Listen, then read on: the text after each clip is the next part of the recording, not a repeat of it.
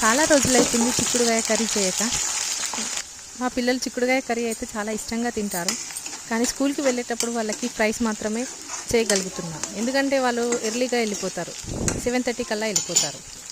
అందుకోసమే కర్రీ సరిగా చేయడం లేదు. ఈరోజు ఎర్లీ మార్నింగ్ లేచి చాలా కష్టమైనా సరే పిల్లల కోసం చేయాలి, వాళ్ళ హెల్త్ బాగుండాలి అని చెప్పేసి చేస్తున్నాను.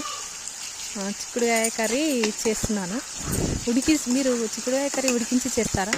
నేనైతే ఉడికించే చేస్తాను. అందులో టొమాటో, పచ్చిమిర్చి వేస్తే చాలా బాగుంటుంది.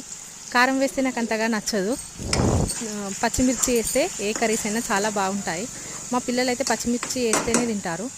వాళ్ళకి స్కూల్కి కర్రీస్ బాగా చేయాలన్నదే నా ఇంట్రెస్ట్. పిల్లలు హెల్తీగా ఉంటేనే కదా మనం ఉండేది. వెజిటేబుల్స్ ఎక్కువగా పెడతాను. నాన్ వెజ్ అనేది మా పిల్లలకి సరిగా ఇష్టం ఉండదు. నాన్ వెజ్ తినడం వల్ల కూడా అంత హెల్త్ ఇష్యూస్ వస్తున్నాయి కదా. ఇప్పుడు చికెన్ తింటే బర్డ్ ఫ్లూ వస్తుంది అంటున్నారు. బర్డ్ ఫ్లూ వస్తుంది అంటున్నారు కాబట్టి నేను చికెన్ కర్రీ పెట్టట్లేదు.